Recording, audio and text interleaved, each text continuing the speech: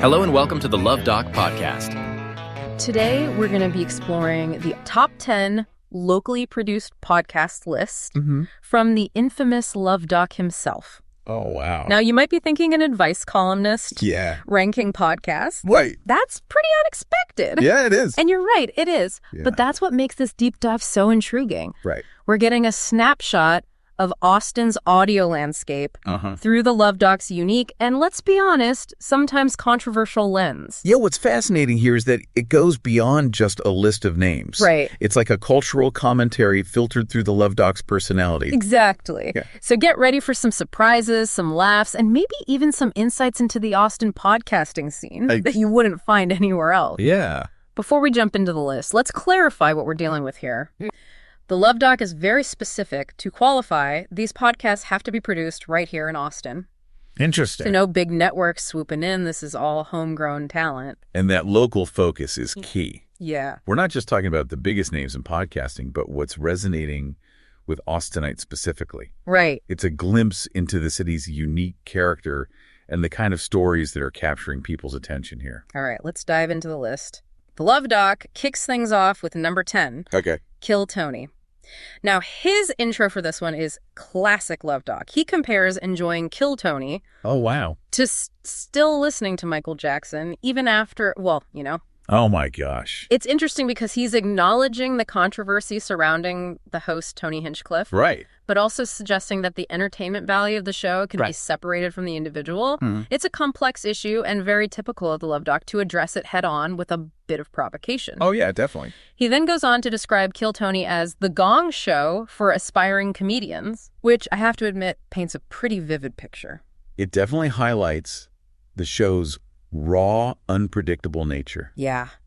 It's a platform for up-and-coming comedians to test their material, face a live audience, Right. and potentially get roasted by some seasoned pros. Talk about trial by fire. It makes you wonder, is this type of comedy a reflection of Austin's culture? It's an interesting question. Yeah.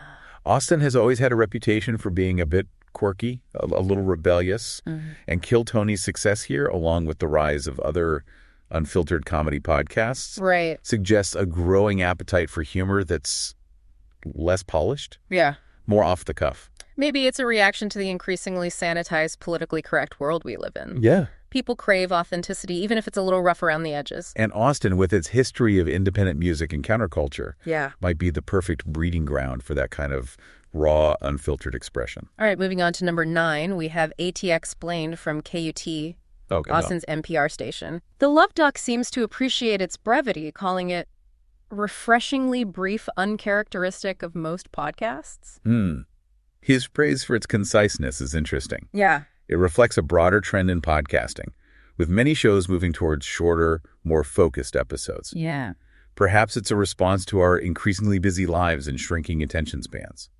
You know, I've actually noticed that myself. Really? I find myself gravitating towards podcasts that get to the point quickly, especially if I'm listening on the go or during a short break. It makes sense. Yeah. We're constantly bombarded with information these days, so efficiency and clarity are becoming more valuable than ever. I think so. And AT Explained nails that by delivering bite-sized pieces of local knowledge in a very digestible format. Yeah. And the fact that it's listener-driven with Yeah. people submitting questions about Austin makes it even more engaging. Oh, It feels like you're part of a community conversation exploring your city together. absolutely. Yeah. It taps into that inherent curiosity we all have about the places we live. And by focusing on Austin specifically, AT Explained provides a unique window into the city's history, culture, and current events. Now at number 8, we have a name that needs no introduction. Okay. The Joe Rogan Experience. Oh, yeah. No surprise he'd make a list of Austin podcasts, Right. given his high-profile move here a few years back. Rogan's arrival in Austin was a major moment, Yeah. not just for the podcasting scene, Right. but for the city's image as well. The Luv Doc calls him the GOAT of podcasters, and even credits him with making Austin a comedy mecca. Oh, my. He seems to have a bit of a, shall we say, bromance with Rogan. While Rogan's impact on Austin's comedy scene is undeniable, Right. It's important to acknowledge that his move to Texas and his platforming of certain viewpoints has also generated controversy. For sure. Some argue that his presence has contributed to the polarization of the cultural landscape. Yeah. It's a complex issue with no easy answers. Yeah, Rogan is definitely a lightning rod for both praise and criticism. But there's no denying his influence. Yeah. He has a massive audience, and his decision to relocate to Austin put a spotlight on the city in a way that few other individuals could. And his presence has undoubtedly attracted other comedians and creatives to the area. Yeah. Further solidifying Austin's reputation as a hub for comedy and podcasting.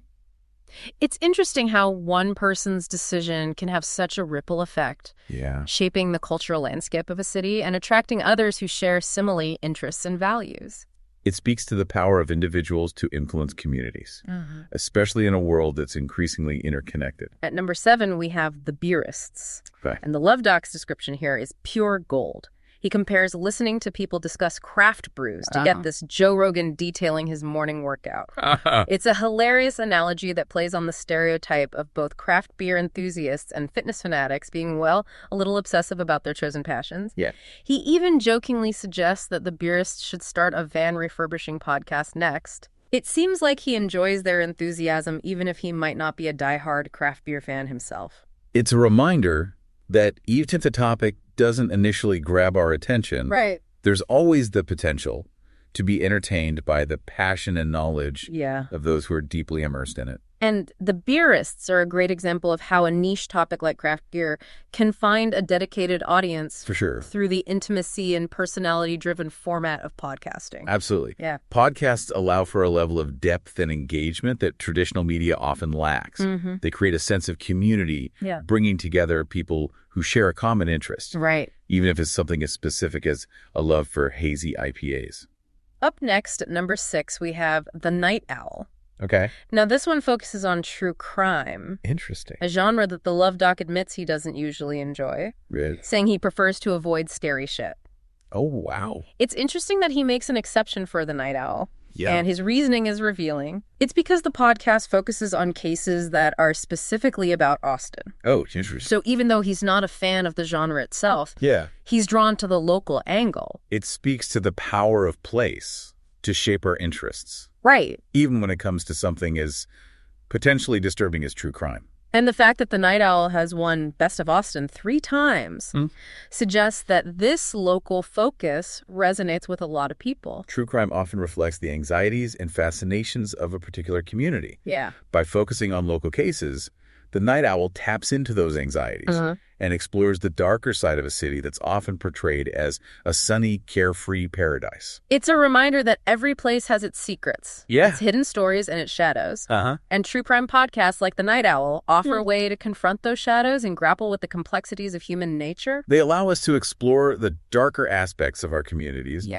while also seeking understanding and hopefully some form of resolution. Okay, let's move on to number 5, which is a bit of a wild card. Okay. Dr. Ray Casagrande.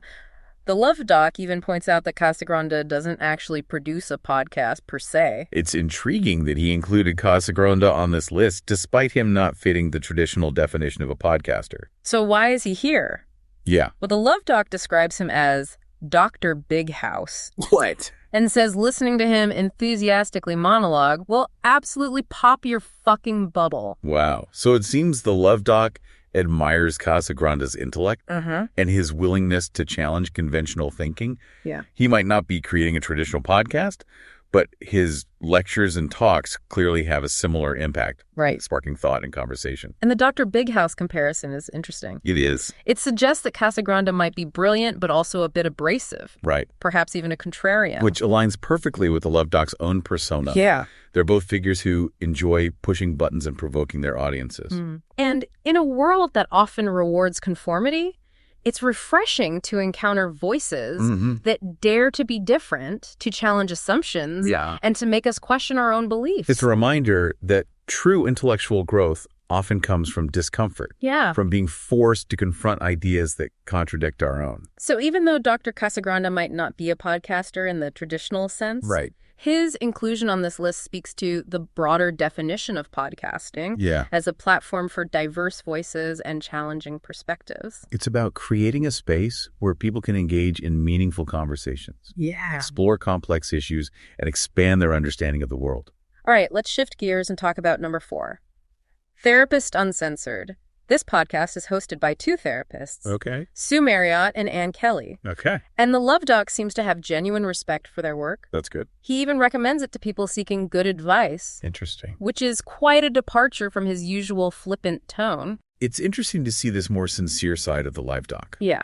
It suggests that he recognizes the value of therapy and the importance of seeking guidance. Yeah. Even for someone as seemingly self-assured as himself. And the fact that he highlights their ability to tell you how to get your shit together suggests that he sees Therapist Uncensored as a resource for practical advice and personal growth. It's a reminder that therapy isn't just about addressing mental health issues. Right. It's also about improving our relationships, navigating life's challenges, and becoming the best versions of ourselves. And in a time when mental health is finally receiving the attention it deserves, podcasts like Therapist Uncensored play a crucial role in destigmatizing therapy and providing accessible resources for those seeking support. Absolutely. Yeah. They offer a safe space to explore sensitive topics, to learn from experts, and to feel connected to a community of people who are on similar journeys. At number 3, we have another big name, the Lex Fridman Podcast. Now, the Luv Doc's description of Fridman is so spot on. Oh, really? He says Fridman is like that dude in your science, math, philosophy class that seemed extra dense and asked too many questions, but then you realized he was low-key genius. That's great. It perfectly captures Fridman's inquisitive nature and his ability to delve deep into complex topics. Right. He's not afraid to ask the seemingly obvious questions, which often leads to surprisingly profound insights. Yeah, I like that. And the Luv Doc even throws in a practical tip for listeners. Really? Make a pot of coffee. You're going to need to focus. Because his podcasts are known for their length. Exactly. He really goes in-depth with his guests, covering a wide range of subjects. Right. So you need to be prepared to really settle in and engage with the material. He's not afraid to go down rabbit holes. Yeah. To explore seemingly tangential ideas and to really wrestle with the nuances of a particular subject. And his guests are often leading experts in their respective fields, so the conversations are always incredibly stimulating and thought-provoking. It's a reminder that true learning takes time and effort. Yes. We live in a world of instant gratification. Yeah. But deep understanding requires us to slow down, listen attentively, and be willing to grapple with challenging ideas. All right, coming in at number 2 is Your Mom's House. Okay. Hosted by the comedian couple Christina Psitsky and Tom Segura. Their podcast is a perfect example of how the comedy landscape has shifted in recent years. They're known for their irreverent humor. Yeah. Their willingness to push boundaries. Right. And their ability to make even the most mundane topics hilarious. The Luv Doc points out that they have a little podcast empire called YMH Studios. Oh, wow. Which they brought to Austin in 2021. Their move to Austin was a significant moment for the city's comedy scene. Right. It further demonstrates the city's growing appeal for creators and the expanding reach of podcasting as a medium. And their success speaks to a growing appetite for comedy that's raw, unfiltered, and often deeply personal. Yeah. They're not just telling jokes, they're sharing their lives, their observations, and their unique perspectives on the world. Right. And audiences have connected with that authenticity. They've built a whole empire around their podcasts. Yeah. With YMH Studios producing shows for other comedians and branching out into various other ventures. Right. Their move to Austin was a big win for the city's comedy scene. Yeah. Further solidifying its reputation as a hub for creative talent. And finally, the Luv Doc's number 1 pick for locally produced podcasts is How Did I Get Here? With Johnny Goody. Goody's dedication to showcasing local talent is truly impressive. Yes. He's created a valuable archive of Austin's music scene, capturing the stories and perspectives of the artists who make this city so vibrant. He calls Goody the king of Austin podcasters, highlighting his incredible longevity at nearly 1,500 shows since 2011. Oh, my God. And his focus on Austin musicians. It's a testament to Goody's passion for music and his deep connection to the Austin community. Yeah. And the Luv Doc even teases us with a potential upcoming guest. Really? Steve Chaney. He mentions that Goody recently interviewed Wayne Nagel, Okay. which apparently has fueled speculation about Cheney being next. That's a great way to pique listener curiosity and generate buzz. Yeah. It makes you wonder what insights and stories Cheney might share. Right. And it highlights Goody's ability to attract high-profile guests who are willing to open up and share their stories. So there you have it, the Luv Doc's top 10 locally produced podcasts. Wow. To read the column that spawned this podcast, go to austinchronicle.com/columns/the Luv Doc. There are probably worse things to do with your time, right?